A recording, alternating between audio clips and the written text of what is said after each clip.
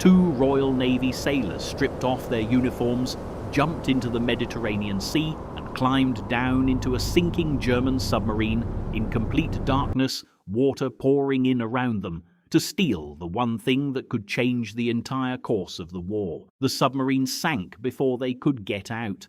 The codebooks made it. They didn't. The problem: 10 months of silence. By October 1942, Alan Turing and his team at Bletchley Park were losing. For 10 months, the codebreakers at Bletchley Park had been unable to read the scrambled U-boat messages. Douglas Clarkson. The Germans had upgraded their Enigma machines from 3 rotors to 4 in February 1942, a single additional rotor that multiplied the possible combinations into the billions. Every technique Bletchley had developed to crack the 3-rotor naval Enigma was now useless. The result was catastrophic. In June 1941, when Bletchley could read the U-boat traffic, Allied shipping losses were 432,000 tons. By August, it was less than 80,000 tons. Goodreads. When the blackout began in February 1942, the losses exploded again. Merchant ships carrying food, fuel, ammunition and men were going down faster than Britain could replace them. Without breaking the 4-rotor Enigma, the Battle of the Atlantic was being lost. And without the Atlantic, Britain starved. There was only one solution. They needed the new codebooks, physically, from inside a German submarine. And the only way to get them was to take them from a boat that the Germans would try to destroy the moment they realized it might be captured. The Hunt, October 30th, 1942.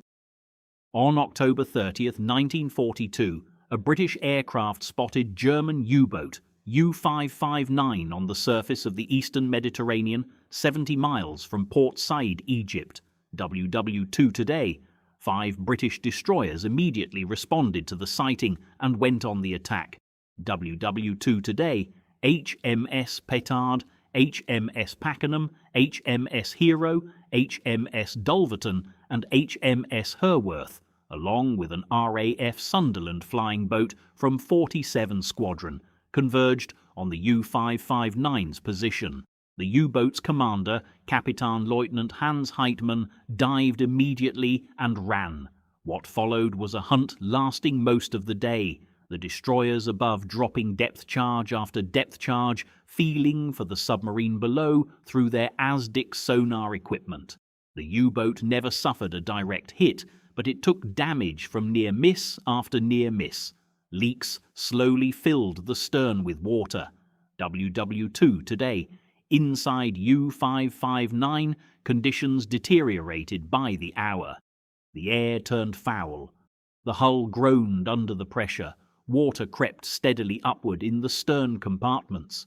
Fatally damaged and forced to the surface, the submarine was abandoned. Fox News. 7. German crew members died and 38 survivors were taken prisoner. Docs Lib. The crew had opened the seacocks before abandoning ship. U-559 was sinking, but she was sinking slowly, and someone on HMS Petard was watching and thinking very fast. The men, 3 volunteers, Lieutenant Francis Anthony Blair Fasson, known to everyone as Tony, was 29 years old, born in Roxburghshire, Scotland, a career Royal Navy officer, First Lieutenant aboard HMS Petard. Able seaman Colin Grazier was 22 years old, born in Tamworth, Staffordshire, a working-class boy who had enlisted straight from school. Tommy Brown was the youngest of the 3. He was officially listed as 16 years old, but wanting to fight for his country, he had lied about his age to enlist. He was actually younger. Traces of war. He was not a sailor. He was a NAFI canteen assistant, the man who served food and tea to the crew. Fasson and Grazier stripped off their uniforms and swam naked to U-559, the history press. Tommy Brown followed in the whaler, the small rowing boat lowered from Petard. No diving equipment, no lights, no tools, no protection from the sea. The water was dark and cold. Around them in the water, German survivors were swimming toward the petard. The U-559 sat low in the water, her deck already awash, the Mediterranean lapping at her conning tower hatch. Fasson and Grazier climbed onto the deck, then down into the conning tower, then down the ladder into the control room below. The darkness, inside a sinking submarine. They worked in complete darkness, fully aware that the submarine could sink without warning at any time, with water pouring in through the seacocks the Germans had left open. Dockslib. There was no power. The lights were dead. The gauges were dead. The only sound was water, the steady rising sound of it pouring through the open seacocks somewhere below them in the darkness. They found the radio room. They found the Enigma machine, too heavy, too complex to move quickly. They found the codebooks beside it, the short signal book, the short weather cipher, the documents that told Bletchley exactly how the four-rotor Enigma was being configured. A human chain formed. Fasson and Grazier passed items up from below. Tommy Brown received them at the top of the conning tower ladder and passed them down to the men in the whaler below. Wikipedia. Trip after trip. Document after document. The water rising around Fasson and Grazier's feet in the control room. The submarine groaning and settling lower. The recovered box fell into the sea at one point when the command to abandon was given, but was recovered by an officer in the whaler. Wikipedia. Then the U-559 made her final decision. The moment she sank like a stone. They continued searching until the submarine suddenly foundered, sank like a stone. Dockslib.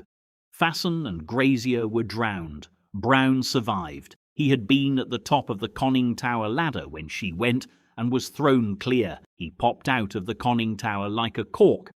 Douglas Clarkson, Tony Fasson, and Colin Grazier went down with U-559 into the Mediterranean. Their bodies were never recovered. Douglas Clarkson. The whaler, with Tommy Brown and the codebooks, pulled away from the spot where U-559 had been. The sea closed over her as though she had never existed. In the whaler, soaking wet, shaking, Tommy Brown sat with the documents on his lap. He was 16 years old, or younger. Nobody was quite sure. Bletchley Park. The code breaks. The codebooks that Fasson, Grazier and Brown retrieved from U-559 included the short signal book and the short weather cipher, priceless materials for the Allies. Douglas Clarkson. The codebooks reached Bletchley Park on November 24, 1942, less than 4 weeks after they were recovered.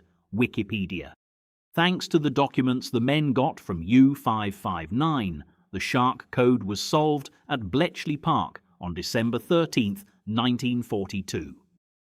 Douglas Clarkson. 44 days after Fasson and Grazier died in the control room of a sinking submarine, Alan Turing's team cracked the four-rotor naval Enigma. The results were immediate and measurable. The capture of the Enigma codes helped shorten World War II by at least a year. Wikipedia.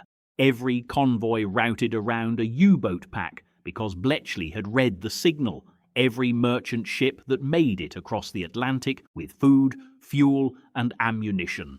Every soldier who landed in North Africa, Sicily, and Normandy, supplied by ships that weren't sunk. Every one of them owed something to two men who stripped off their uniforms and climbed into a sinking submarine in the Mediterranean in the dark.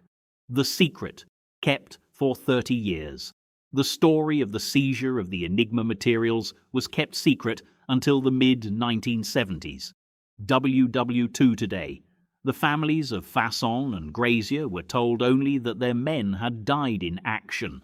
They received the George Cross notifications, Britain's second highest award for bravery, published in the London Gazette on September 14, 1943, Dockslib, with no explanation of what they had actually done or why it mattered. For 30 years, the families of two men who may have saved the war in the Atlantic didn't know what their sons had died for.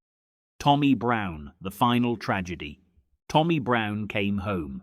He received the George Medal for his actions aboard U-559. Dockslib, he was demobilised after the war and returned to his family in North Shields, northeast England.